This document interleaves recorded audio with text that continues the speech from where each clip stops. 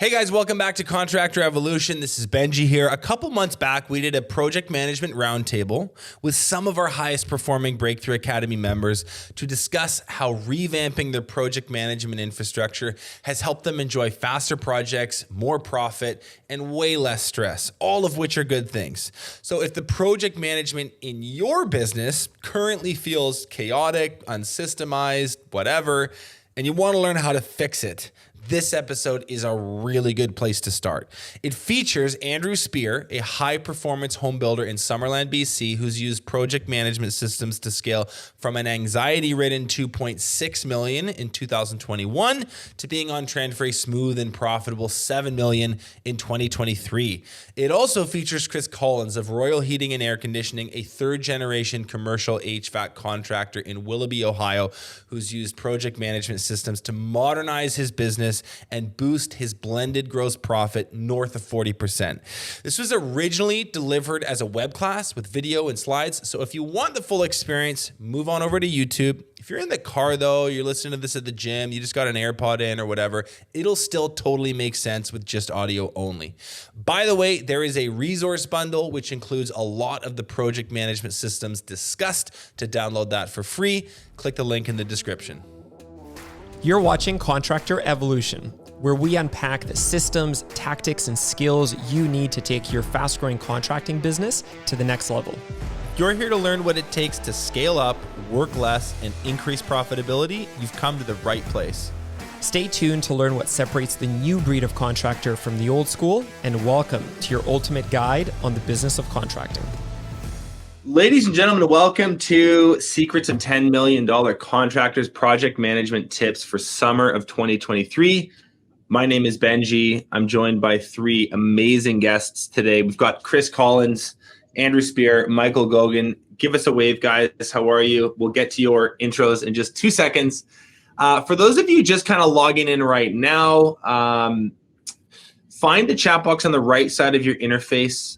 Say hi. Let us know two things: where you're from, what part of North America or beyond you are from, and then what kind of business you run. So just find that chat box, put in a quick sentence or two there. Want to make sure you can hear me and see me, and I'd love to know who's here. There's 214 right now. I think we'll probably climb up over the next couple minutes as the late stragglers get here. So hello, Robert, Jamie, Jordan, Bryce, Jim, Chad, Cody, Jacob. Good to see everyone. A lot of J names today. Cool.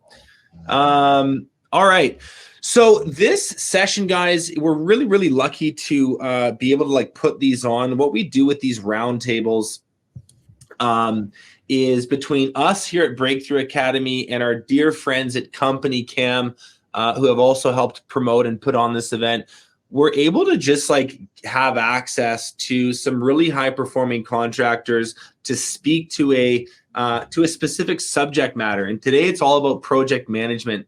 We want to talk about how to get through projects faster, more profitably, with fewer hiccups, with better communication, with happier customers. For those of you who have been in business for any time at all, you know that money loves speed, meaning the faster you can get through work, the better your business is at the end of the year. So and instead of just me kind of rambling about this for an hour, these roundtables are structured slightly different. So we have our guests on today, Michael, Andrew, and Chris, to speak to this in a very free-flowing conversational fashion. We've got some questions prepped that we're going to explore as a group. We've got some resources put together that we're going to make available to you. And the hope is by the end of this, you've got a clearer picture around what it is you need to improve in your business. And you have a couple goodies from the goodie bag we're going to send you home with that'll make that easier. So that's the plan for the next 90 minutes. We will take a quick pause around the hour mark to get you guys those resources. So there's going to be sort of a 55-minute block here at the beginning. We'll do a quick break to get you the resources, but then stay tuned because we will not be finished the full conversation at that 1 hour mark. There'll be about 30 minutes left of Q&A. So that's the plan. As I mentioned a second ago, we have a ton of cool stuff to make available. There's all sorts of stuff we're going to show on screen. There's going to be like a GSR. There's going to be a GSR doc for a project manager. There's going to be employment agreements.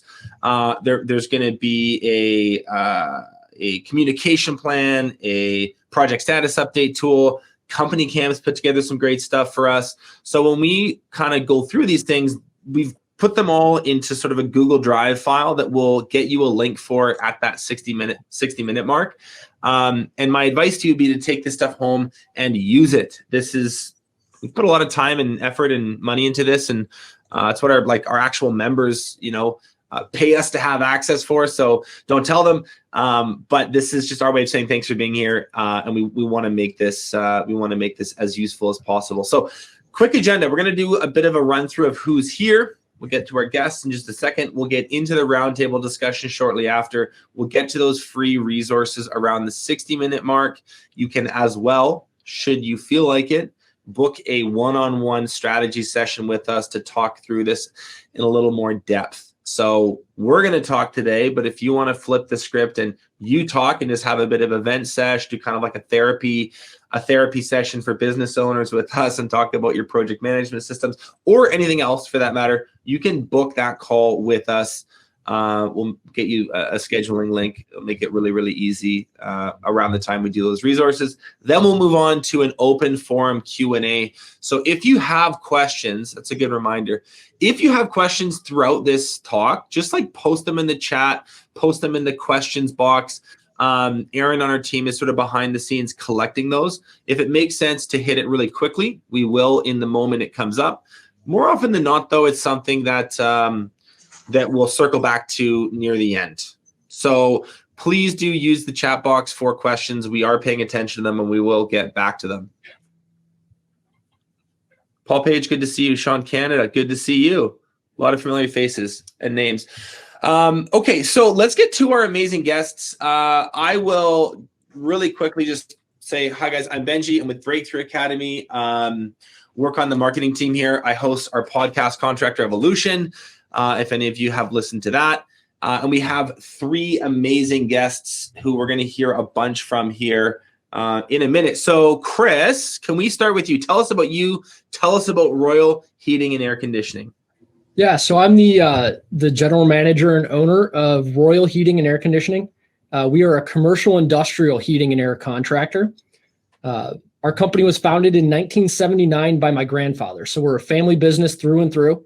My dad took over the company in 1989, and here I am, working with my dad on a daily basis as third generation. And our company's broken down where 50% of our revenue comes from service and 50% of our revenue comes from project work. And project work for us can mean 1 or 2 day projects, or it can mean multi-week, multi-month, multi-year construction work. Wow.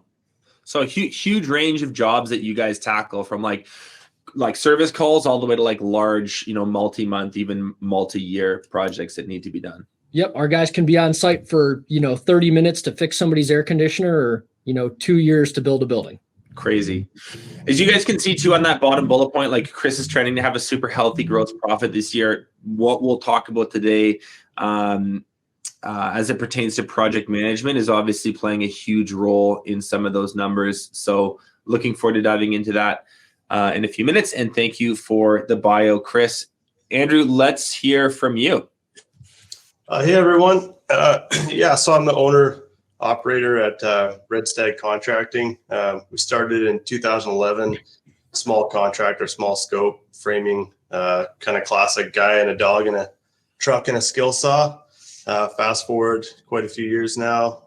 We're in the South Okanagan and BC here, and we're primarily new home construction, do a little bit of commercial work.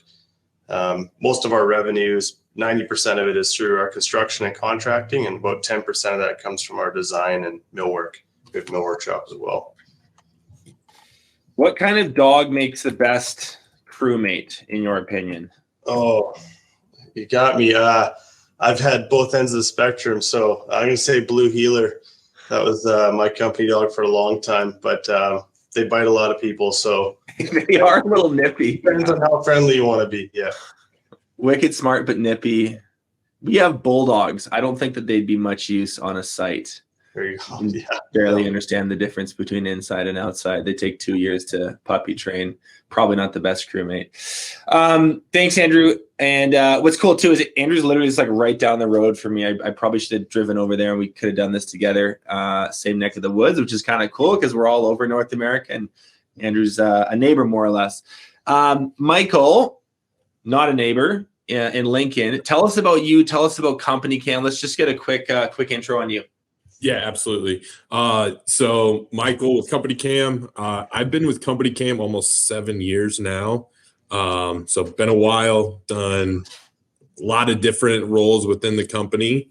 Company Cam at the highest level is a job site documentation communication tool.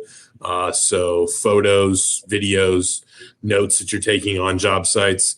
And really what we've done for contractors is make that super easy for it to be, a window into the field. So everything you're doing from a documentation standpoint in the field goes straight to the cloud and is accessible throughout your business in real time. We love Company Cam, which is why we do these events together. I've had the good fortune of hanging out with Gogan and Luke and Claire and a bunch of people at the Company Cam team over the years. I'll just say this, if you are kind of like tired of like WhatsApping photos to people and your photo reel is full of like job site photos and gunk and it's super disorganized and you just want like visual first job site communication made easy, Company Cam is absolutely like one of our favorite tools and platforms out there, and we advocate its use to nearly all of our members. So definitely check it out. We'll talk about Company Cam a little bit more later. So a couple other just like setup slides here. I'll be very brief and then we'll get into this roundtable. I just want to set up the conversation that follows with this kind of simple idea of 2 stages of entrepreneurship, if you will. There's kind of this like grassroots level, which is very messy. It's all blood, sweat, and tears. It is exciting because you're growing fast and you're kind of figuring things out. It's also pretty anxiety ridden and at moments really not fun. You're doing everything from the hip. And so most business owners, when they get to that stage, while they're enjoying elements of it, there's a really clear thought in their mind that they want to get to that next stage. Let's just say for this conversation, we'll call that enterprise level, where it's really controlled. Results are stable, quite predictable, reliable year to year. You're able to forecast things effectively. You're mostly out of the operations. You've got financial controls in place. You have SOPs in place that govern the way work gets finished on your job sites. And while it's maybe a little less exciting, it's way more sustainable because your business is systemized to a point that you can actually enjoy it and not be attached to it every second of every day. So that growth zone thing in the middle, that is where Breakthrough Academy lives. That is where Company Cam lives. Like we exist to help business owners move through that growth zone, which can be scary and daunting and slow actually. So we help business owners move through that growth zone as quickly as possible, and with the support network, with the tools they need, and project management. This conversation we're having today is a fundamental part of moving through that, and that's why we want to get into it with Chris and Andrew. So, couple quick things. You're in the right place if projects are over budget and time. Things are your projected profit is a lot larger than your actual profit. You kind of allocate a few, maybe let's say 3 months to get a project complete, and it's not uncommon for that 3-month project to take 5 months. If your project managers, like if you actually have one person or a team of project managers in your business, and they just seem stressed out, they're kind of red in the face, they're frustrated, they're venting a lot. It feels like they are just firefighters all the time. And the other sort of telltale sign is if your relationships really deteriorate with your clients, particularly towards the end of the job. If you're kind of like hanging around hoping you get a check but nervous to ask for it, it's a huge punch list of things to do, and clients feel kind of grumbly because it took longer and cost more, and you're feeling maybe underappreciated because they don't understand how hard it was. You get the picture. If that resonates with you, you are 100% in the right place, and we hope that this conversation answers some questions and shed some light on that stuff. I want to hear from you guys in the chat box one more time before we dive in. What is your biggest challenge in your business? So I just gave you sort of some high level, maybe red flags, but be specific about you and your situation. What is your biggest challenge when it comes to project management? Let us know in the chat box, please. I'll give you a second or two to type. And okay, so let's have a look. Workload and hiring, field techs, communicating with the office staff, scheduling, hiring. Again, communication between field and billing. No SOPs.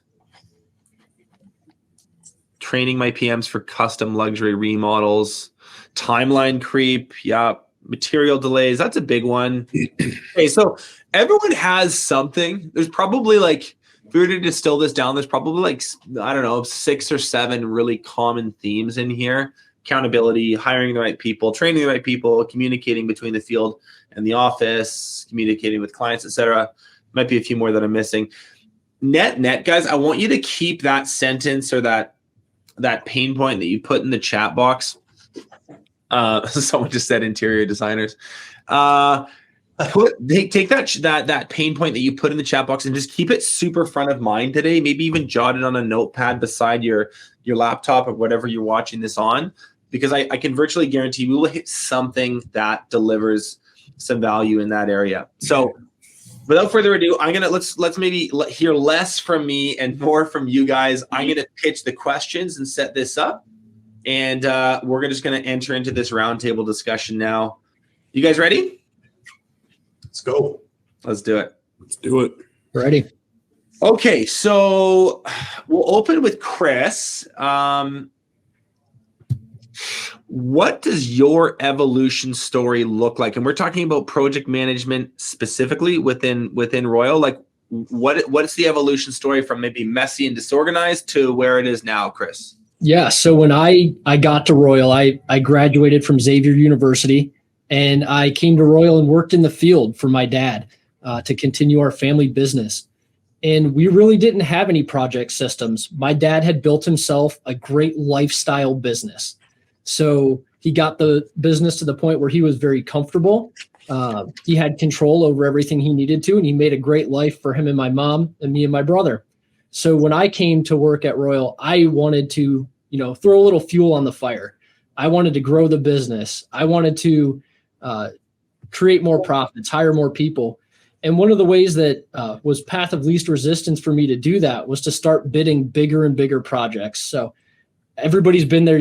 As a subcontractor, I get emails on a daily basis from GCs wanting me to bid projects. So the opportunity was there, and I took it, and we started bidding bigger projects to grow the company. And as we did that, we learned about building our systems.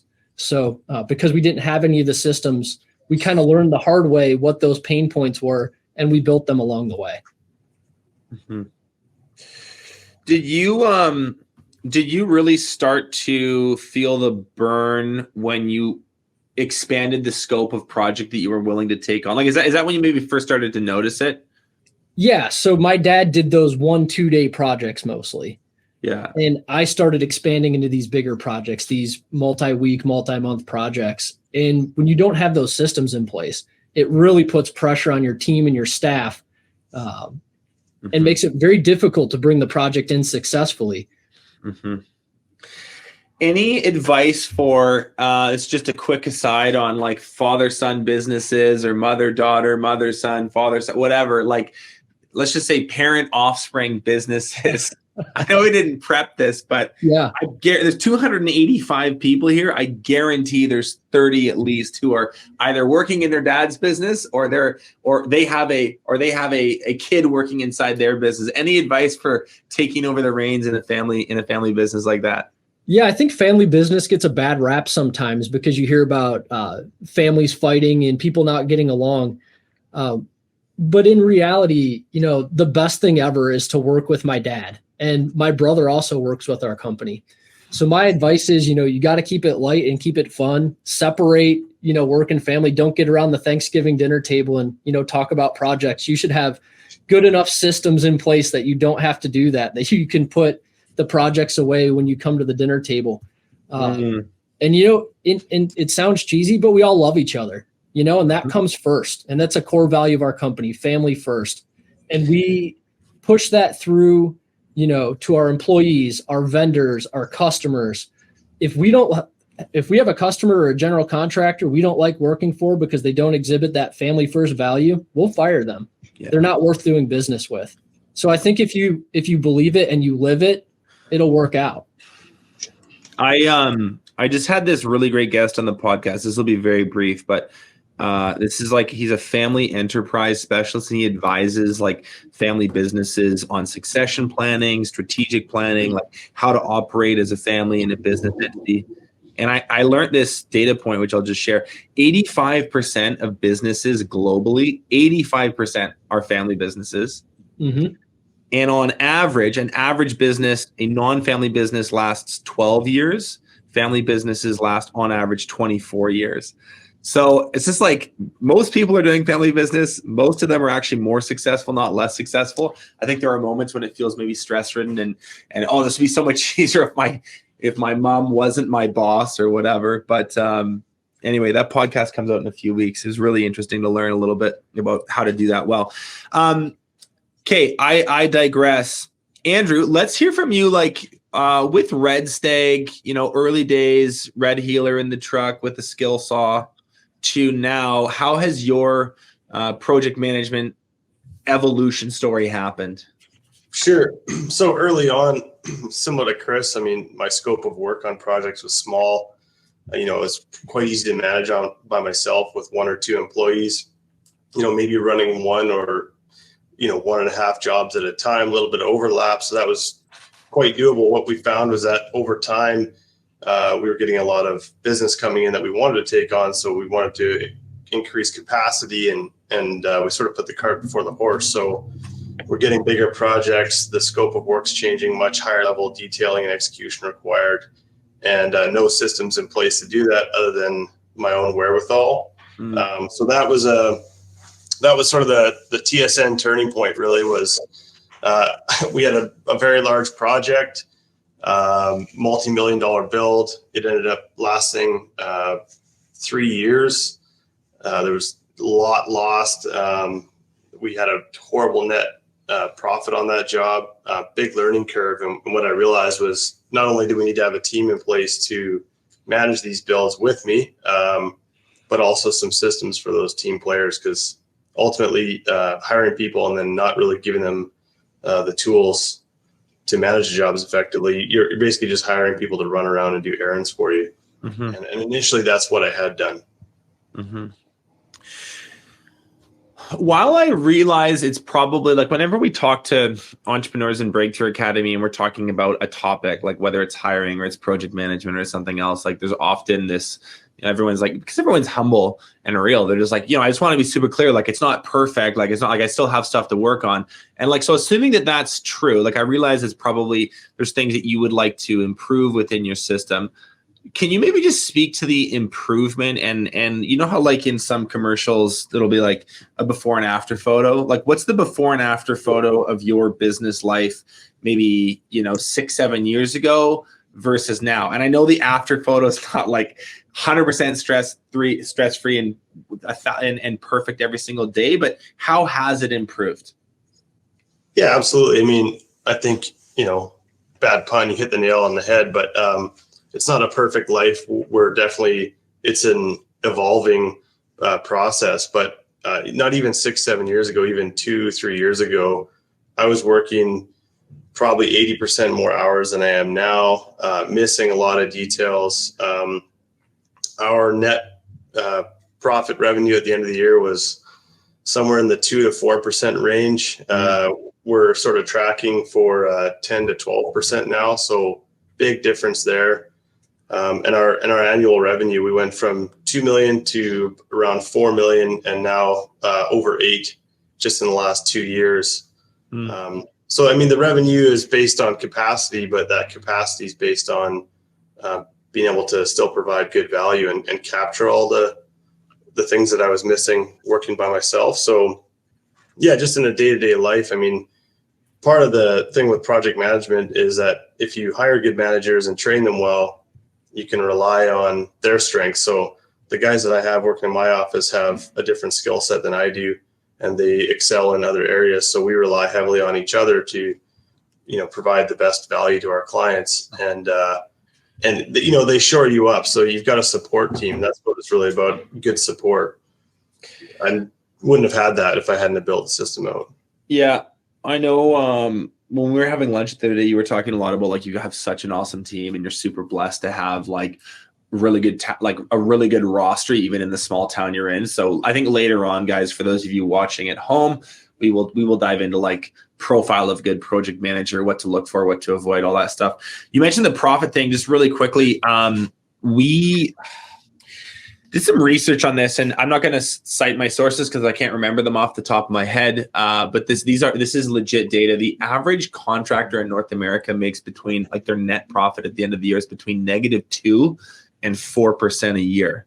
So you were right in that range. And at BTA, I would say like what we consider like good is like 10, and then 12 is getting better, and then in the teens and above is getting really, really good. So in a few minutes, we'll talk about sort of how this affects the bottom line and really make the case for how project management is maybe, I would say, highly correlated. In fact, the cause of better net profit, especially in construction and trades. But I want to go back to Chris for a sec with this next question.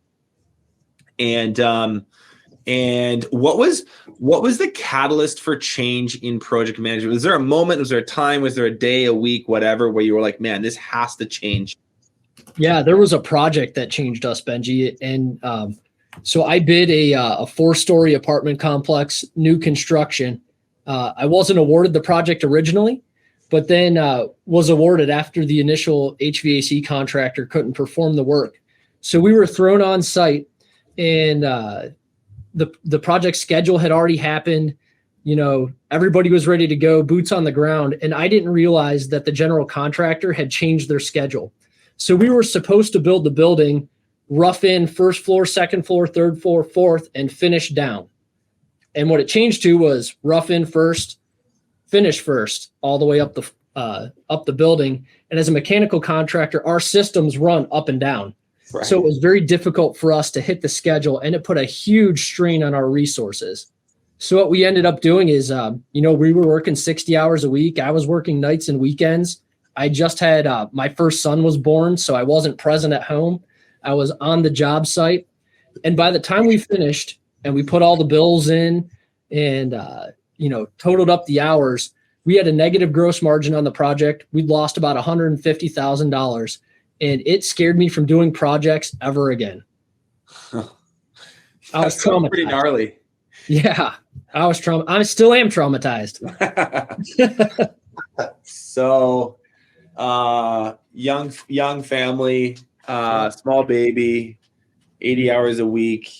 What? Maybe talk a little bit like the draw on the resources. Can you speak to you talk about like what that was like for you personally? What was it like for the team?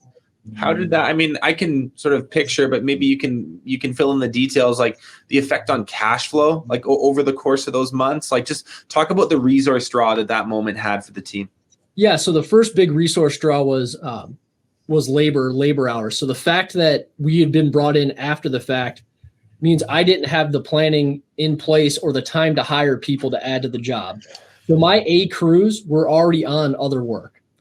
So as we got into this project, I was doing it with, half the amount of people I should have been if I had the proper time to hire people and get going on the project. And part of it too is that, it was prevailing wage rate for us. So we're a non-union contractor. So my guys were paid a fixed rate, which was higher than normal. So we had a huge cash outlay for the project. So cash flow was down. Our billing systems were messed up because I was the one billing jobs at the time and I was on site. So it really drained, our materials from the shop. We lost inventory, lost cash flow, and didn't have people in the right spots, causing our guys to work an absolute ton of hours. Mm-hmm. Mm-hmm. When you reflect back on that specific chapter, can you distill it down to like one or two root causes? I understand things were unsystemized, but with that moment, what? I mean, the GC kind of changed things on you, but what could you have had in place that would have avoided that at the time? Yeah. So the biggest thing is I was super excited to grow, and I was excited to say yes to this big project. We'd never built a project like this before. And I should have come in and I should have said, stop, this isn't how we bid this. But I was too proud, too excited, and too inexperienced to make that call. Right. A little bit of a yes man. Absolutely. I love sales. And, when the salesperson comes out in project management, you have trouble. Right. Andrew, what about you? Catalyst for change with project management. Was there a moment for you with Red Stag's story? Yeah, for sure. To back it up 2 seconds, I see a lot of questions in the chat there about the percentage of profit margin. I should just mention, like, we're a cost plus contractor primarily, custom home, and I know that term gets thrown around a lot, but very high level detailing and execution. So we're not in the spec home game.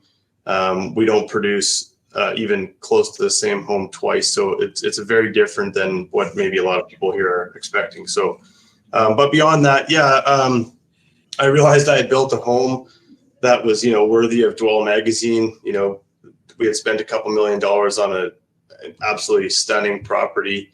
And every single one of my guys hated that job. They hated having to go back there. It took us 3 years to complete it, and we basically made no money. So it was like a real, it was a big turning point to understand, like, we either have to change how we're doing things or it just wasn't worth doing anymore, because we had sort of gotten to what I, perceived as the pinnacle of the projects that we could do. But it felt like if we can't do it better than this, then where else is there to go? There wasn't any room. Yeah. Did you mention how long was that project scheduled to take? How long did it actually take time wise? Yeah, we expected that project to take around 16 to 18 months. It was almost 3 years by the time it was complete. There was a bit of a waiting period in there with some changes and sort of red tape with some municipal stuff. But even that could have been managed much better with project management ahead of time to foresee the issue. So yeah, like the speed that we moved to that revenue was brutal, and all the while increasing our overhead while we're doing it. So it was sort of a double whammy there. So your guys were eager to get off that site 3 years later. Yeah. Poor guys. Gogan, question for you, man. Like, when you look at this from the company cam standpoint, it's like very broad aggregate perspective. I don't know how many thousands of users you guys have. What kind of chatter do you hear from your users before using company cam, before getting better at this? Is it sort of aligned with what we're talking about here? Yeah, absolutely. And I think the biggest thing, like, hearing both of these stories, is that communication loop that solid documentation can kind of, eliminate. And whether it be Chris's, maybe underbidding or, having some issues with the bidding, like, I'm going to guess at that point in time, because Chris wasn't using company cam at that point in time, I'm going to guess that, some solid processes in that initial, inspection and walkthrough and those kind of things could have maybe helped eliminate some of those things. And same with Andrew's, like, a job 16 to 18 months taking the 36 range. Just that communication loop and being able to, dial down that communication gap is a big thing. And we hear it all the time, where you're able to, whether it be leveraging a checklist so you don't miss anything on that initial bid, or maybe, using checklists during the project to make sure that our punch list items aren't piling up and those kind of things. Yeah. Yeah. I love that. We'll get to some of the documentation in a few minutes here and share what we've built at BTA, what Andrew and Chris have implemented in their businesses. I want to touch on something that I think is important to spell out very clearly here at the beginning, because a lot of our newer Breakthrough Academies don't fully get this until they get it, and then they really get it. And that is the idea that your overhead does not care how much revenue you do this month, meaning you need to cram as much sales, as much revenue through that overhead as you can. And project management is what allows you to do that. A shorter, more catchy way of saying it is money loves speed. Andrew, can you talk a little bit about your own learning curve on this concept? Like, how do your PM systems impact the bottom line?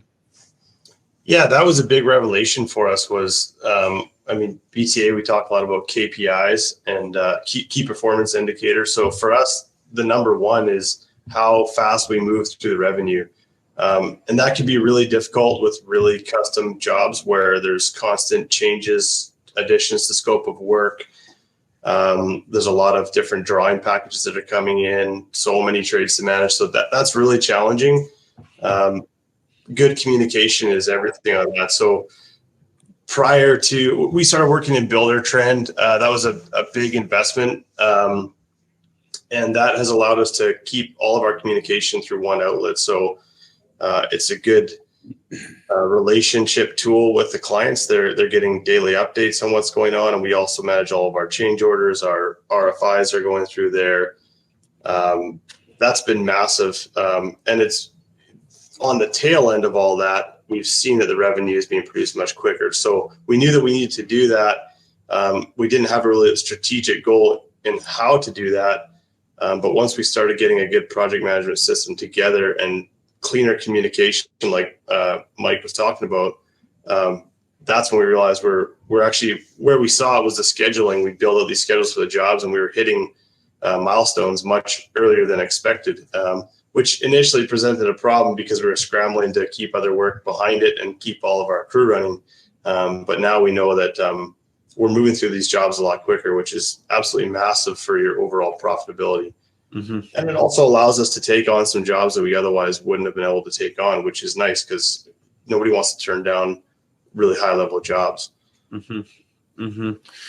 Yeah. And I think like for you, it's so interesting. Like you're building it, like you're building really high performance homes. And like you said earlier, nothing is sort of replicated or there's not a ton that you can duplicate project to project. I mean, of course there's systems and procedures that are the same customer to customer, but as far as the actual blueprint and the scope of work, it's kind of one off every time. And so it's very easy for those things to go kind of pear-shaped and slow way down, whether that be change orders, weather, supply chain, whatever. But through the stuff we're going to talk about in a sec, you've really found a way to keep those as close to what was estimated as possible. And that's obviously had a huge trickle-down effect on your net. Chris, same question to you. How do project management systems impact your bottom line? Yeah, so I went back through and looked at our financials. And from 2016 through 2020, our blended gross margin, so service and jobs combined, was somewhere between 28 and 32% every year. So we joined BTA. We've put a lot of effort into systems since 2020. In 2022, our gross margin blended was 39%. And this year we're going to do about 43%. And then speaking to the bottom line, our profit margin in those 2016 to 2020 years was about that 4% range that you were talking about in the beginning, is kind of an average area. Mm-hmm. And now we're in the 10 to 12% pure profit range. And one of the things that it makes it easy with that is when we did that big project, I really wanted to hire a project manager after we were done because I saw the need. Mm-hmm. But when you don't have margin, you don't have the room to hire the project manager. So having the systems in place, to increase the margin has allowed us the flexibility to hire the people that we need to hire for a successful business. Where do you come down on that question? Should I hire a project manager first, or should I build project management systems first and then put the person inside of them? People have varying opinions on this. What's yours, Chris? Yeah, so my opinion is I think you can do it either way. But if you're going to hire the project manager first, you need to hire somebody that has the systems already from prior experience that they can bring to you. Mm-hmm. And I think that really narrows your field of who you're going to hire. So I'd much rather hire for culture, fit, who are you as a person, and bring them into our systems and have just as much success. And again, I think you can do it either way, but for our company and our culture, I'd much rather bring the systems and then hire the person into it. Cool. Yeah. Wider talent pool to choose from. Absolutely. Gogan, what do you want to weigh in on this? Yeah, I was just going to say one thing I would add. I love Chris's answer there. I was nodding, but to me, your system, your process, they're never like finished, if that makes sense. You're always iterating on them. And so I think you have to have that framework of a system and a process. I think, like Chris said, you hire to your culture. Those are the people that you're going to retain long-term anyway. You could hire somebody that's got a ton of experience, but if they don't fit your culture, they're a temporary fix, they're a Band-Aid solution. And so I think like that's great. Have at least the framework of the process, the structure in place, hire in, and then I think it's a great way to, empower your team as well, is to say, hey, part of the culture here is that, we value your input, and so that you're continually evolving that process. The other thing too is that's that really experienced project manager that you brought in to, essentially teach your business how to do things, can leave, and often they do. If you build the infrastructure yourself, that doesn't kind of depart the same way a person does. Okay, so let's dive into core PM systems for each of you. Chris, I'll start with you. Whether this is like GSR rhythms, project status updates, how you use technology to update clients, I don't know, WIP tracking, whatever. Like what for Royal, what are the core project management systems that have really moved the needle for you guys? Yeah, so the ones that have really moved the needle for us are born out of our big pain points. And I saw a lot of people mention the same pain points that we have in the beginning of the webinar. But communication, both to the customer, to and from the vendor, and to and from the field, scheduling, quality at the end of the project, and getting paid on time were some of our biggest pain points. So we've built a number of systems around those items. So I've got 5 of them written down here I want to roll through real quick. And some of them are very simple, and some are a little more complex. But our project management starts in the pre-job process with estimating. So we have a job sales pipeline that we work with to understand, where our estimates are coming from and what jobs we're getting accepted. Once we have those jobs accepted, we're immediately creating a job materials list that our project coordinator can order to get information for the job. Once those materials are ordered, we can then communicate to our customer to when the schedule is. And we have that schedule on a whiteboard in our office so our entire team can see it. So when the customer calls and asks a question, they're not waiting for Chris to call them back. Anybody in the office can check the whiteboard, this project is what we have coming up. That's really been a game changer for us for visibility for our entire staff and our customers. But that way we get all the materials staged in advance, which has been huge for us. Mm-hmm.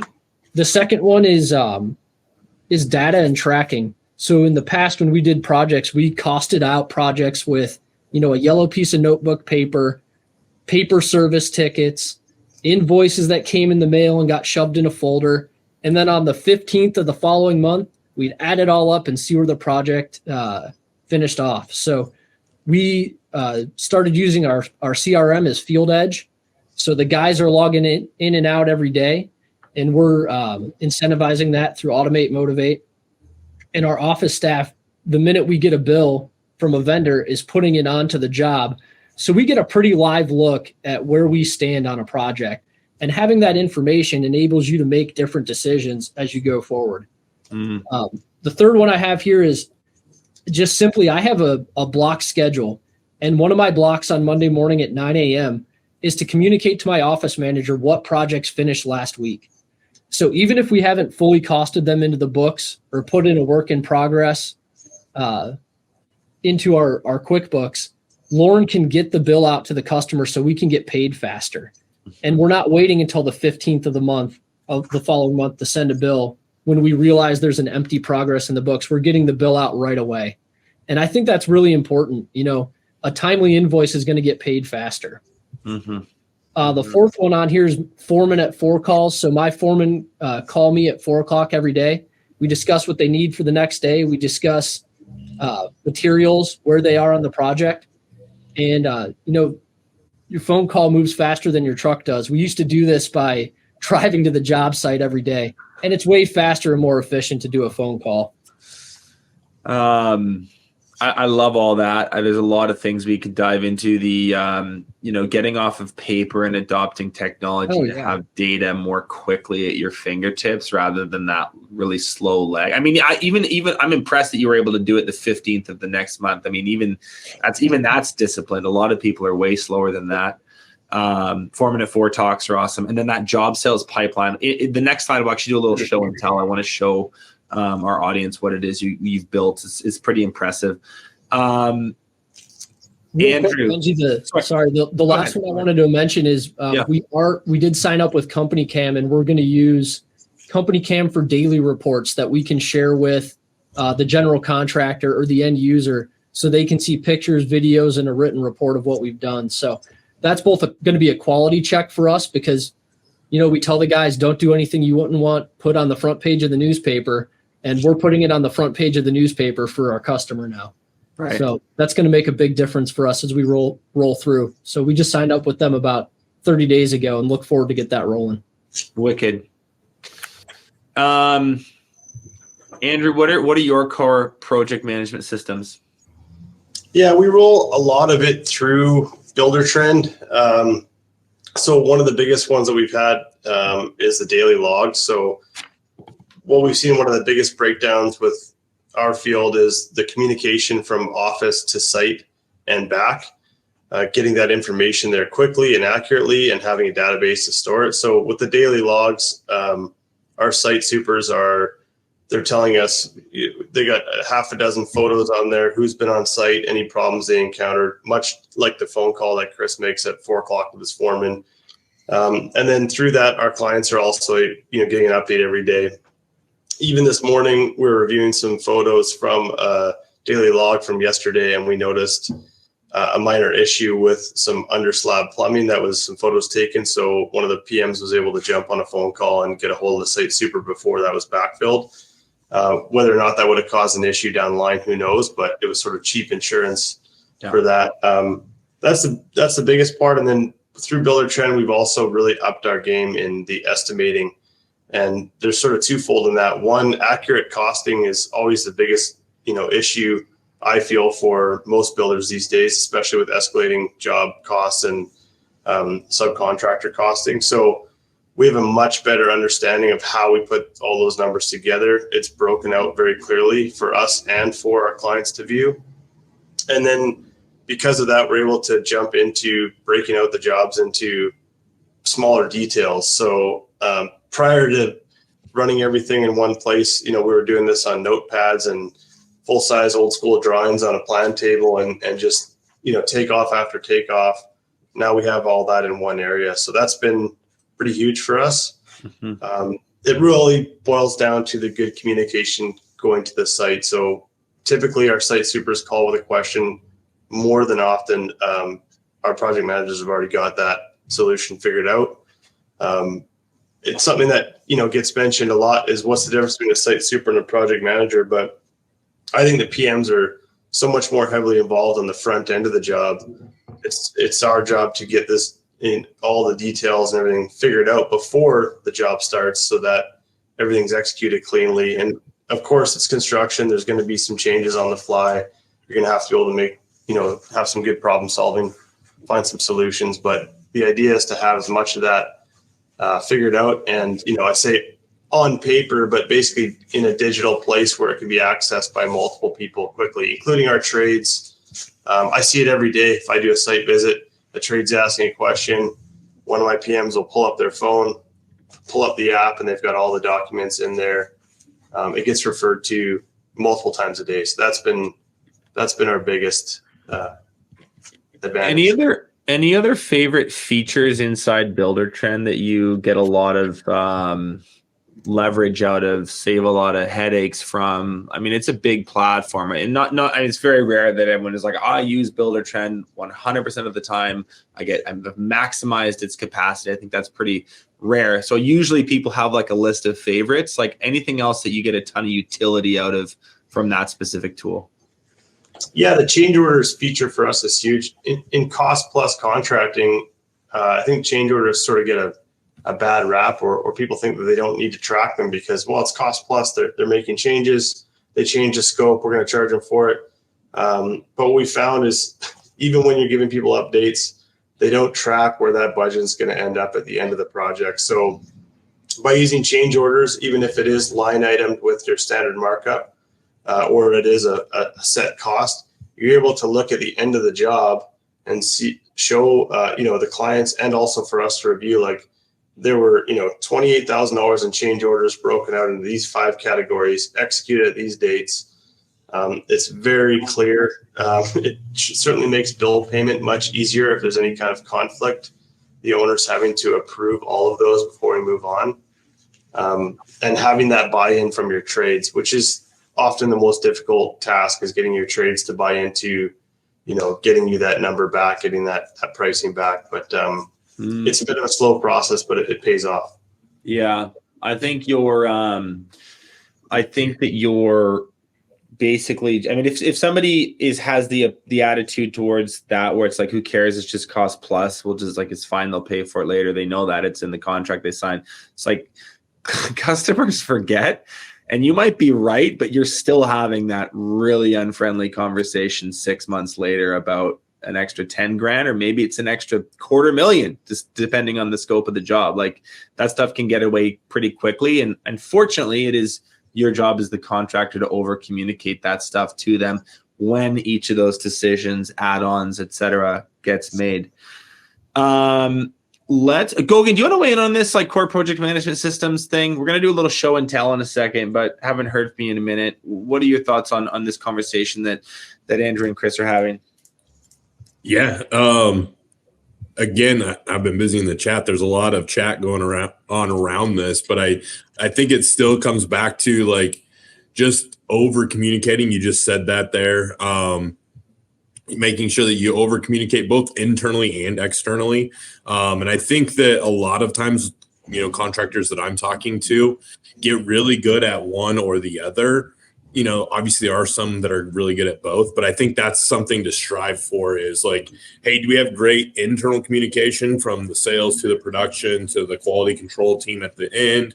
But then do we also have that great communication piece with our clients, so you can avoid, like you said, Benji, those unpleasant communication of, hey, yeah, the change order and now you owe X number of dollars more, and not communicating that, in a reasonable amount of time. Mm-hmm.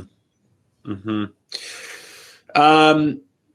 I love it. Let's do a little show and tell here. So where's my next slide? There it is. So can you show us one of your favorite project management systems? Chris has the job sales pipeline that we'll look at. Andrew has employment agreements. Okay, so let's just start with some simple stuff. I'm going to leave PowerPoint for a quick second. You guys can see my desktop here. So let me open this one. We've kind of like blurred out if just sort of like names and few like sort of sensitive information. But Andrew, when you think about like this really simple sort of system, which is literally just a multi-page document outlining the role that a project manager has within Red Stag, the responsibilities they're expected to oversee, the deliverables of the results that they need to hit in order to kind of earn the bonus or grow within the role. What has something just like outlining the agreements done for both your business and like your leadership, but then also the individual who fills this role? Sure. So for us, this was huge. My two project managers are vastly different. One came out of a 20-year career in a completely different field. He had almost no construction experience. I actually met him. I built his house 5 years ago, and I campaigned him for 5 years to leave his field and come work for me. And I finally got him. So part of it was I felt a big responsibility. They became, him and his family are friends. So I had a big responsibility to make sure that I look after him and that I clearly define what he's doing, what is expected, and what his compensation will be. And exactly who we are. I mean, a lot of this stuff was already well known to him, but putting it on paper just relieves the stress of the unknown for both myself and for him. The other fella I've worked with for 15 or more years. He came from a site super role, which typically isn't a good transition to project management in my mind. I had to clearly define the difference between what he was doing as a site super to a project manager and what his deliverables would be and his accountability. So it goes from having to crack the whip and keep everybody running smoothly and police the trades to relations with clients and trades in a different manner of relationship. So clearly outlining that and having them not just read this and sign it, but actually give me feedback on any red flags, and then coming to an agreement together has relieved the strain of the unknown for all of us. Yeah, it's been huge. Yeah. So this is Red Stag's employment agreement, and you can see there's I'd actually just highlight a couple of really important things here. Company values as a very salient reminder at the top. The deliverables and accountabilities are, I would say, probably the most important section, where, Andrew, for his PM, who we've kind of, blurred out here, has articulated explicit goals for how much their gross profit needs to be on their projects, what kind of customer satisfaction ratings they're expecting, what kind of training they need to deliver to new employees, daily tasks and updates. It's then articulated in detail in the next section. There's a conversation around who they report to, how they get paid, what sort of bonuses they're entitled to, vacation pay, benefits, et cetera, et cetera, et cetera. This makes the job of holding someone accountable later on, should you need to, 10 times easier. And while this doesn't seem like rocket science, we're just looking at a Microsoft Word document, this is probably the lowest hanging fruit when it comes to just injecting your business with clarity and structure. Okay, I got to be mindful of time. I want to get to Chris's sales pipeline, which I'll just show you is pretty cool. We'll go through this dashboard he built and what it does for the team in a second here. Before we do, as promised, we got to do this little run through of the resources. So I'm just going to ask a question to you guys at this stage, and keep in mind there's 30 minutes left to go. But so far, what's been your biggest takeaway? For those of you watching, listening at home, wherever you are, let us know in the chat box what's been sort of I don't know, one or two things that you've gleaned from this, maybe an action item that you're committed to following through on in the coming weeks. Any gold nuggets that you've picked up here over the last little bit? Foreman talk at 4, importance of systems, more apps and software. Good. Okay, everyone got something? If you're still typing, keep typing. Let us know in the chat box. Let's do a couple. Few second mention of company cam. Gogan, I'm going to lean on you here. We've sort of, alluded to it a few times throughout the conversation today, but just give us the elevator pitch on company cam. Yeah, absolutely. So again, at the highest level, company cam's a photo video solution for contractors. It's a communication tool, and I always add the communication caveat in there, because you're not taking a photo or a video for right now. You're taking it for sometime in the future, and generally you're taking it to communicate something to someone else at some point in time. It's cloud-based, so when you use it, no more photos storing on your phone, no more videos on your phone. It's real time, so it is available for everyone in your company as the photo or videos are taken. That's usually a big differentiator between the CRMs. A lot of the CRMs that we integrate with have that photo solution, but you have to then upload into the CRM, where this is real time. There's no upload with this. It's capture, automatically uploads to the cloud. And it's just extremely easy to use in the field, which anything that's easy to use in the field drives adoption. And when you have adoption, you're going to get more photos and videos taken. This is just kind of back on that communication piece. And I talked about it a couple different times in there, but being able to communicate both internally and externally is, I think, the biggest piece that contractors struggle with is how do I communicate with my team? How do I keep them on track? How do I make sure that, they have everything that they need when they get there so that my salesman's taking the right photos and the right documentation to make sure my production team's showing up with the right things, the right ladders, the right, pieces of equipment to do the job. And then a big one is avoiding customer disputes. So here's just kind of a quick graphic. I honestly just like the image here. Kind of has that Facebook feel, but breaks everything down so that nearby projects, who took photos, when they took them, and everything. When I say it goes straight to the cloud, everything is sorted by a GPS location. Yeah, it's a pretty wicked tool. We are big fans of it. I love the fact that the photos are snapped inside of Company Cam. In other words, it accesses the camera instead of you taking photos on your camera and then uploading it to Buildertrend or Co-Construct or whatever. It seems minor, but when it comes to the actual use case and, you have 10 people in the field using it, can save a whole bunch of disorganization downstream. Okay.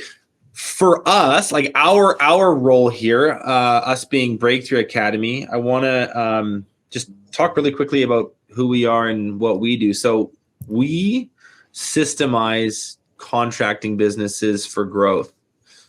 Andrew and Red Stag, like high performance builder, Chris with Royal Heating and Air Conditioning, obviously a different shape of business, but for all intents and purposes, we work with blue collar businesses, construction, roofing, painting, landscaping, a whole mix of specialized trades, some home service businesses as well. And what we help them do is implement the BTA growth system, which is sort of a 6-part framework that helps companies grow. So we improve financial controls with our sort of proprietary MVP file tool, which we're going to actually have a look at in a second. We structure roles properly so that your project manager knows what they're responsible for. That employment agreement we looked at a second ago is a small part of that.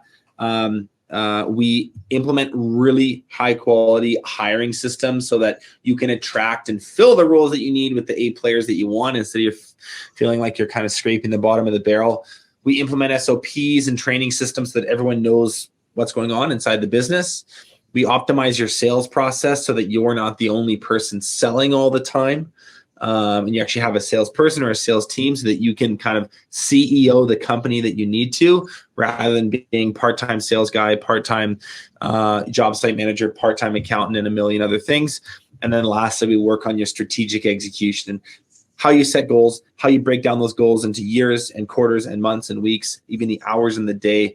We get super, super aggressive about block scheduling and where you spend your time. And all of that is in the pursuit of growing your business. So on average, a new member inside Breakthrough Academy increases their revenue by 26% and their net profit by 43%. Project management and the systems we're talking about today have a massive direct impact on that 43% increase in net profit. Altogether, we have about 550 some odd businesses in Breakthrough Academy right now. Last year, they did about 1.7 billion in revenue. So these are pretty large, aggregate statistics. This is not a small sample size we're pulling from. There's a lot of members in Breakthrough Academy. We give the best quality content in the industry. Training videos, pre-built SOPs and checklists and systems that our members have access to. We're going to give you a little sample of that today to take home. You work with the industry-leading coaches. So we have industry specialized and super focused coaches that help you build that strategic plan, work with you every single week, make sure that the systems are being implemented properly, etc. And then we have a really amazing community of people like Andrew and Chris who get to connect, get to go to events. They work together online in their meetings. We're big believers that leadership is quite lonely, and it's actually very cathartic and helpful to be surrounded by peers who get you, who run a similar business to you, who are facing the same challenges as you. So we have a really kind of targeted profile that we look for, like $1 to $15 million a year in business, wanting to grow still and needing to build a fully systemized company, develop as a leader, mastermind with peers, be challenged and held accountable, and wanting to professionalize your industry. So if that sounds like you and you run a business that kind of loosely fits into one of these categories, we are absolutely a great solution for you. We're going to send you home with, let me go through the list here. We've got this employment agreement tool. So Andrew showed you his. We'll send you the template that was built off of. There would be an accountability dashboard, or a GSR dashboard, as we call it. Project communication plan, project status update. We've got this user guide from Company Cam as well, which is super, super helpful. I'll show that in a sec. If you want to just get this whole bundle, you go to trybta.com/PM 2023. We will post that in the chat box right now. There'll also be a little pop-up that comes on your screen in a second that you can click on. That will take you straight there. At the bottom of this landing page, there are 2 drop-down fields. So one says, I'd like to learn about how Breakthrough Academy can help my business. If you want to do that, you select, I'd like to learn how Breakthrough Academy can help my business, and you will be pushed to a call scheduling page. If you want to learn how Company Cam can help your business, you select that one. And they're actually offering a really cool thing, 50% off your first 2 months and then 10% off forever, which is a pretty good deal. And it's not that expensive as is. So I'd highly recommend checking out both of those things. If one of these, either Breakthrough Academy or Company Cam, feels like it's more of a fit, you just check one, and we'll get in touch with you. We'd love to do that. So let's go back to our questions. Let me make sure the pop-up's all fired. Yeah, that looks good. It's in the chat box. Okay, looks good. Get your resources now. We will come back to this in half an hour, but let's go back to the questions. Where's my slides? Here they are. So where we were a second ago was, can you show us one of your favorite project management systems? So Chris, we'll go to you here for a sec. I want to go through this pipeline. This is pretty cool. So this is, you're using a Breakthrough Academy MVP file, but there's a custom tab in here that not every member is using this to the full extent that you are. Take us through this, why you built it, and what it does for the team. Yeah, so Coach John and I really wanted to have a better understanding of Royal's estimates for our jobs, what we were estimating, and where our effort was going. So we have 3 different types of leads that we look at. We have service-generated jobs. So our service department, says your unit's shot and we're going to replace it. We have invitations, which are general contractors we have a relationship with. Mm-hmm. And then what I consider plan and spec work that, is from an out-of-town general contractor or maybe somebody we haven't worked with before. So we wanted to know where our resources were being pooled, what type of jobs we were winning from each, and then understanding our margin on those jobs. So this tool broke out my estimates to tell me where I should be spending my time doing estimates. There's only so much time in a day. And this really broke out for us where that effort should be going. So most of our work is service generated, like we talked about. Mm-hmm. This year, you can see I haven't bid any big projects, It's all been small work because I've got some projects coming from last year still that just came into this year due to lead time issues. So it really allows us to make that strategic decision so we don't overbook ourselves and we can deliver on our promises. So you're entering individual bids down here, yes. Like where I'm scrolling. Those basically tally up here and organized by category. And then you can see sales ratio on each. Like you can see, for example, the jobs you're invited to, you close a lot more efficiently than the service leads, 36% versus 28%. Yeah. You can see average bid size, average win size, or average job size. So really cool. Like I'm sure to the people at home, like, okay, this looks awesome. Also looks like a bunch of Excel, which I guess it is, but we can teach you this and you can learn this pretty quickly. What does it do for the team having this level of visibility into what's out in front of them? So this portion specifically I use as our estimator and I share it with our lead installers. So they get excited about what's coming up in the pipeline. So, a lot of times your guys wonder what's the next job, or they sit on the milk carton for the last 5 hours of the day to drag their job out because they don't know what's coming up. But I share this with my lead guys so they know, hey, look, guys, we're bidding work. We've got work coming in and we're ready to schedule it. So, I think Andrew was talking about how much revenue can you fit through your overhead in a year. This is a tool to show our guys how we do that. And I am going to steal that term from you, Andrew, because I think it's really good. It creates some urgency. Yeah, absolutely. Yeah. That's really cool. Anything else you'd say about this? Just this job sales pipeline? Was it hard to set up? It was really easy. Coach John did a lot of legwork with me on this, and I think he's been able to share it with a bunch of other members. So hopefully it's helped a lot of people. But understanding your average job size, and then your average bid versus one size is important too. And that can give us clues into, are we overpricing certain jobs in certain areas? Sure. So it's been the feedback and understanding what we're doing has been really important. It's been critical to our growth. It's really good. Gogan, I've got this little PDF from you guys. I'll just kind of full screen this. Do you want me to walk through these 3 slides and how this fits into Company Cam and how to use this feature? Yeah, absolutely. So we basically pulled these 3 slides together to kind of fit with the topic of project management here. I'm going to give Chris a lot of inspiration for this with his foreman talk at 4. And I was just like, man, we can even make this a more efficient process. And so a new feature with Company Cam, you can see the little new flag there, is project templates. And so essentially this is what the screen would look like where you create these. Caveat, you do create these from the web. So these templates can be utilized then in all of your projects. But essentially you go in, you add a description to said project template, and then you can add the checklists or reports or whatever need to be completed on that specific type of job. So for whatever type of job you're working on, you name that as the project template, and then you just add that into that said job every single time. So the next slide, we just threw some dummy ones in there. But what I can tell you is Breakthrough Academy, we've made some checklists with Breakthrough.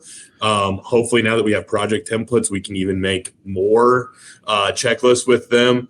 But just a couple that we threw in there, daily site reports. That's, I don't remember who I was chatting with earlier, but using your checklist for that daily site report, whether it's the 4 at 4 or, maybe it's even your daily safety audit or whatever it is. Another one that contractors are using is Toolbox Talk, and we could go down the whole rabbit hole of OSHA and all that fun stuff. But, what better way to prove that my team is doing their Toolbox Talk every day than adding that checklist to the project template so that, hey, I've got a photo and a couple notes from my Toolbox Talk every single day. So a lot to unpack there, but a lot of awesome stuff that you can really add efficiency layers to your project management. Mm-hmm. Yeah, and that compliance piece is major too. Okay, next question for us to unpack here as a group is what does great project management look like in your business? Chris, let's start with you. Yeah, so like I mentioned in the beginning, one of our core values is family first.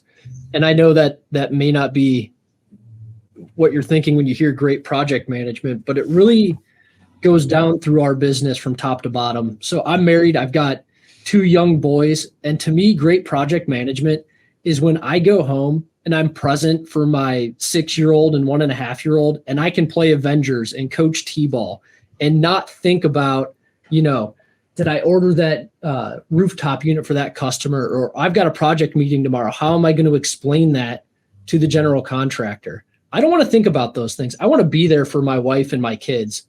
And the same thing with my employees. Great project management is bringing the job in on time so my guys have balance. A lot of our technicians and installers I hired 8-10 years ago when I started at Royal. and they now, got them out of high school, and they now have wives and young families. And it's important to me to send them home so they only work 40 hours a week and they're not taking their Saturday away from their kids. Mm-hmm. So family first through and through. That's how we do our business. And, great project management starts with those values. I feel like in your answer, what I'm hearing is there's like a level of calmness, a level of control. I realize it's not like hiccups don't happen and fires don't erupt, but there's some infrastructure built around putting those out more efficiently. And I wonder like how pronounced of an effect that has had on your ability to build a team. Like I think a lot of people, you hear this, you've heard this expression before, like people don't leave their job, they leave your boss. Another way to say that in these businesses, they don't leave their job, they leave like a really stressful environment and they're looking for a less stressful one. Have you had any feedback from your team, even new employees of like, oh, you know what? I love working here. Not necessarily because of the pay or the uniforms or the trucks, but it's like, it's less of a shit show. Like, is that a thing with your people? Absolutely. So my dad has had guys work for him for 35 years from the start of their career to their retirement. And I think that's the biggest thing you can say about how you treat people. And then the younger guys that I've hired, they're now recommending their friends to come work for us, and it really makes recruiting easy. And it also makes culture easy because the guys bring in other guys that they want to work with. And they may not even have HVAC experience, whether they're in the office or sales or in the field, but they have the values that fit our company and we can plug them in. So we really don't even need to look for people. They kind of come to us and we end up with a core group of guys that, when one of our guys got married last year and 4 of us were in the wedding and the entire company's invited to the wedding. And, those are the kind of things that we look back on as, we're doing something right. That's pretty cool. Yep. That's pretty cool. Andrew, for you and Red Stag, what does good project management look like in your business? How does it feel to run the operation that you run now compared to how it used to?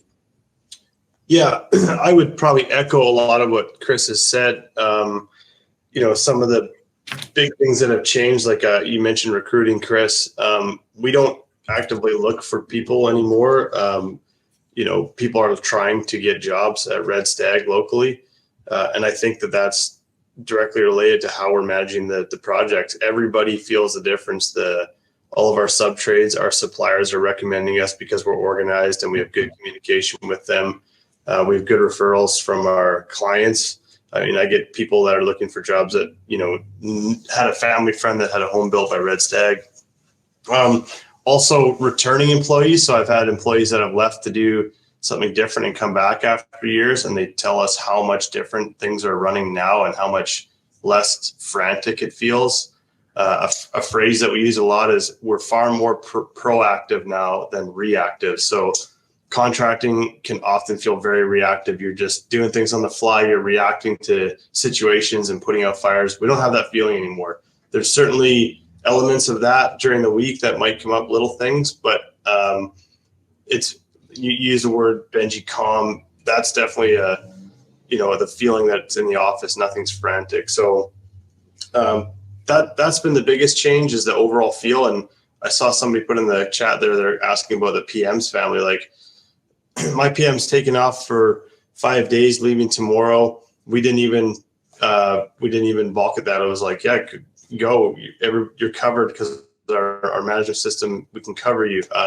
I was down sick for 24 hours yesterday.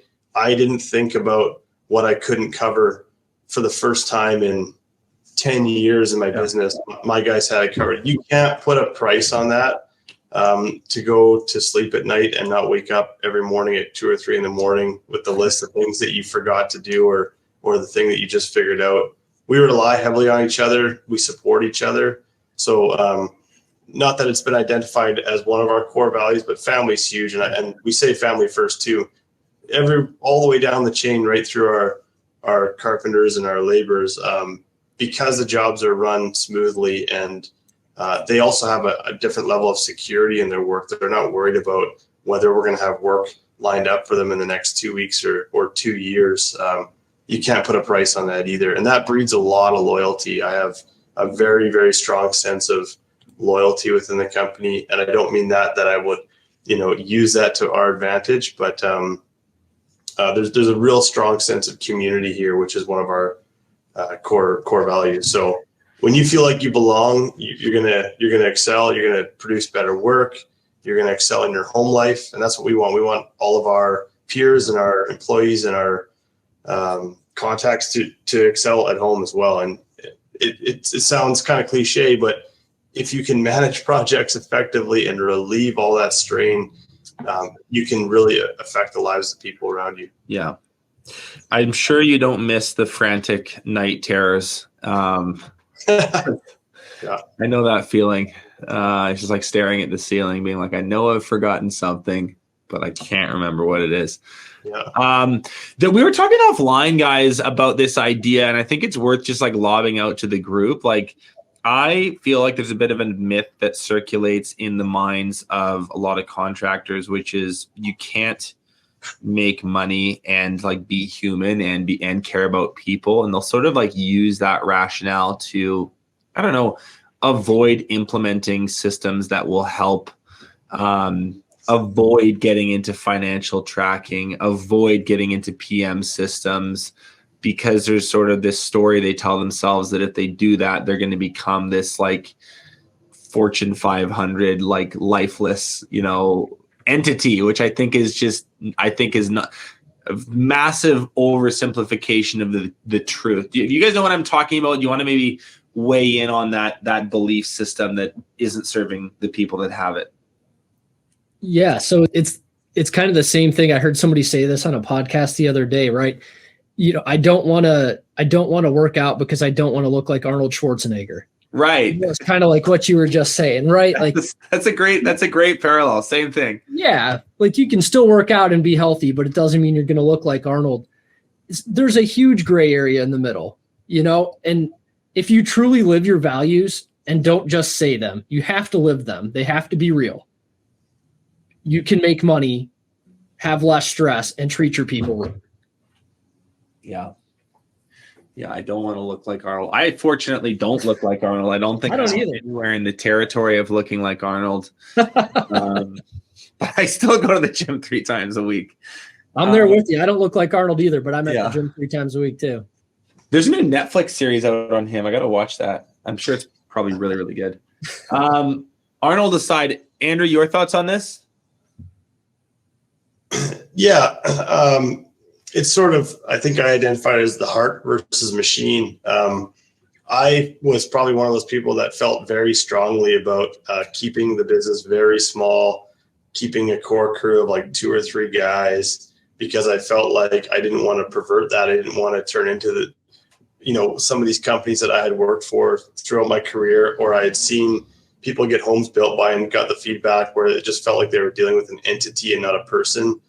So I resisted horsepower for a lot of years. And what I learned was that in service, value is more important than your ideals sometimes. So I found a very good balance. And it's a bit of faith. You got to take a bit of a leap of faith to start implementing these things and see how they'll affect your life. And that should be noted. Like there's no benefit to Chris or Michael and I being here. We're not getting compensated by BTA. I think we're probably here for the same reasons, that when you learn this stuff, you want other people to have an improved quality of life, and that's why we're taking time out of our day to do it. I don't gain anything by you guys checking out or getting involved with BTA, other than the fact that I'll know that I've helped some people in my community. So I really believe that you can definitely scale, and if you want to argue this point, that rich people don't make a difference, well, then get rich and make a difference in your community. So put your money where your mouth is. Like if you have the ability to do it, then do it. I love that. Okay, well, let's do a quick one, and then we've got a sort of a pile up here of questions from the audience that we've not answered yet. So just a quick hit closing question. Andrew, what do you know now that you wish you knew then? You guys you kind of prepped us for this question. I didn't even take note, but I was thinking about this morning, and I'll quote a great movie. If you build it, they will come. So I think now, if I would have started earlier, I would have said I would have started building Red Stag to what it is much earlier. I wouldn't have waited. I feel like I just drug my heels for a long time to do the things I needed to do. So I think I would have done that sooner, and I would have had these killer employees come to this company much sooner, and we would have been further along. But that's the biggest change for me. I wouldn't have. It felt so daunting to do that, and now I realize it's just. I think I heard it from BTA first, but how do you eat an elephant? One bite at a time. You just start doing it. So that's about it for me. It's a good answer. Chris? Yeah, none of us are alone, and there's help for us. All of us contractors are in the same spot. We have the same problems. Whether you're $250,000 a year in revenue and work on your own, or you have 60 employees at 30 million, everybody has problems. Everybody has systems issues. You always will, but there's help out there. There's other contractors in your area that can support you. Even if you're not in a community like BTA, start a community of local business owners. Some of my best friends now are competitors and local business owners. And, we have an abundance mentality, and we share information, because in reality, what it's about is everybody improving their life, whether it's business or personal, and getting the most out of it. Yeah, I think something you hit on there is like needing to block out the negative chatter. There's a lot of, I hate to say this, I'm not picking on anyone in particular, like there's a lot of excuse making in construction and trades, whether it's like millennials suck or customers are the worst or this supplier is an idiot or whatever. And it's like, I think there's a level of catharsis, and it feels good to maybe crack a joke every once in a while, but we just seen so many examples of solutions to all these problems. I just don't really believe that any of them are insurmountable. They're hard, but they're solvable. And I think the less time you spend listening to, people externalize factors and blame other things, the better off you are. Gogan, you want to weigh in on this final question before we get to Q&A?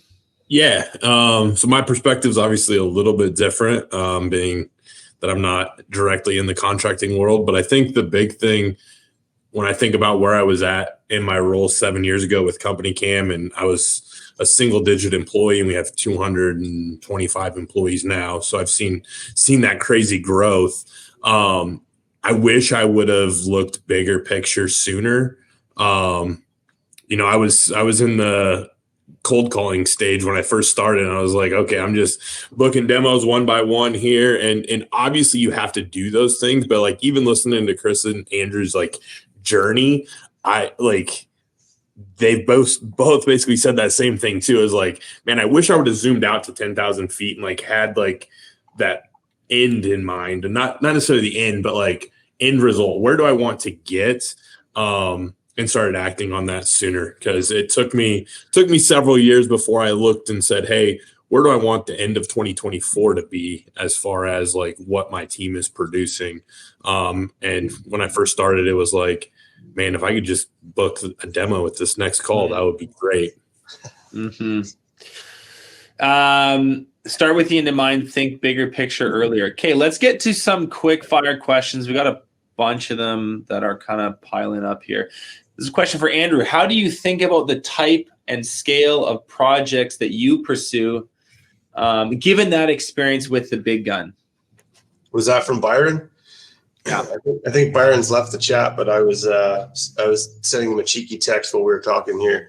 But yeah, I mean, I think it was intimidating after that experience, taking on very large scope projects, but what we target is what we're suited for. So really high level, high detail, and something that's true in our industry, at least we feel this way, that sometimes the smaller jobs are as much work as the bigger jobs. They're still the same level of detail, just in a smaller scale. So bigger jobs aren't intimidating as much anymore, if at all. I think we just look at it like an elephant. we just start breaking it down and you find a way. Awesome. Next question is for, this is from Brooke. I think it's just to anyone. I'm a small company and our sales guys sometimes project manage too.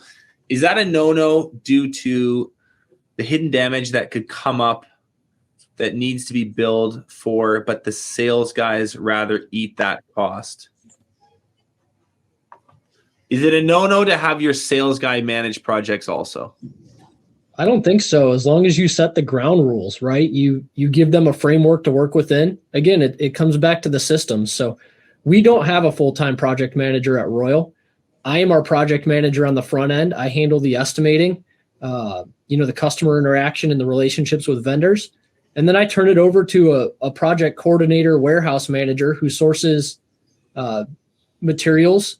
I have an office manager who communicates with customers through the project. And my lead installers take on the on-site project management role. So whoever you have do it, as long as they have the guidelines that you set out for them, they can be successful. Question from Jordan. This is probably a good question for Andrew. PMs versus site supers.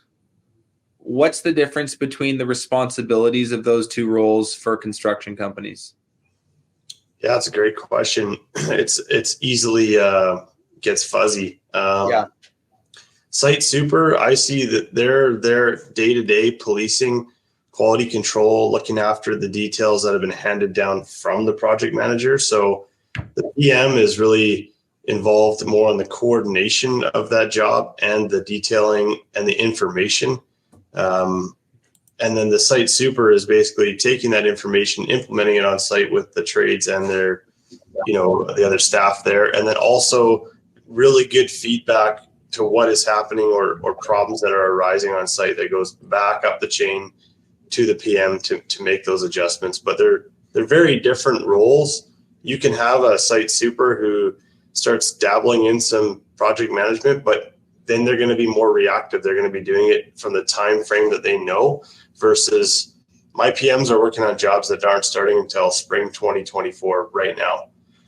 So to me, that's the difference. The site super is working right now, in the now, and the PM's working on what's coming and then also wrapping up what's already done. I really like that breakdown. That's super helpful.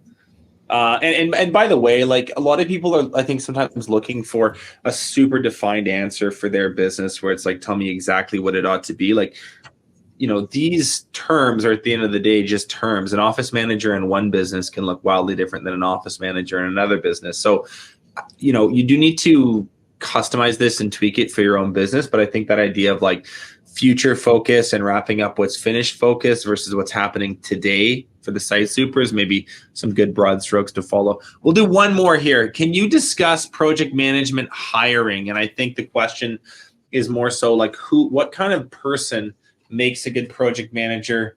And probably the flip side is worth talking about for a second. What kind of person makes a really bad project manager? Anyone want to take that? I can tell you what makes a bad project manager. Okay, let's hear that. That's me as the sales guy, right? The guy who gets in and says, yes, Mr. General Contractor, yes, Miss General Contractor, we'll take care of that for you. You got to be willing to stand up for yourself, stand up for your company, and stand up for your company's profitability. You have to have people that are willing to say, no, let's take a step back and look at this. Yeah, very good. Andrew, what is a good project? What do you look for in a good project manager? Analytics and passion without emotion. So break things down so they're clear to everybody without there being emotion tied to it, and lay out a clear plan. Building for us is 50% planning and 50% execution. So I have people who put a huge weight into planning the execution of the work, and then allowing the people who execute that work to do it in their manner, and not interfering with how they do that on site. Mm-hmm. Mm-hmm. This was said really well on the last roundtable we did. You're looking for someone who really enjoys puzzles and is actually okay with like never quite solving them. It's like an evergreen puzzle. Like if someone like needs a start and a finish to everything, and they need that kind of like big hurrah moment where it's like, we're done. It's like our work here is finished, and they need that like sigh of relief. You don't really get that much of it as a project manager. So it's not saying the projects don't finish, but then there's always the next one and the next one and the next one. So you sort of need to be in this like, you love solving problems and puzzles in almost a permanent fashion, and don't need those big sighs of relief along the way. Okay, we got to leave it at that, guys. I'm sorry. I know there's questions we didn't get to. I apologize for that. You can email info@btacademy.com with those if you want. And we can get back to you. We are going to, I'm just going to give everyone a really quick reminder. Go to this landing page if you haven't yet. Can we throw that back on screen, please, Aaron? This one, trybta.com/PM 2023. We'll do the pop-up on screen one more time. It will post in the chat box one more time. You can get your bundle of goodies that we kind of talked about and outlined today, which are yours to take home and play around with and hopefully implement into your business. If you want help implementing those things into your business because your business is growing quickly, you want the additional support for any other reason, Breakthrough Academy is an unbelievably good resource to start with. Book a call with us. Let's do a strategy session. If you're looking for some like tech support on this side of things and you want a really cool tool that will help with this as well, get Company Cam. Once again, 50% off for 2 months and then 10% off forever. trybta.com/PM 2023. And there it is in the chat box again. I also would love it if like the 200 some odd of you left, if we can just give a really quick thank you to Andrew and Chris and Michael.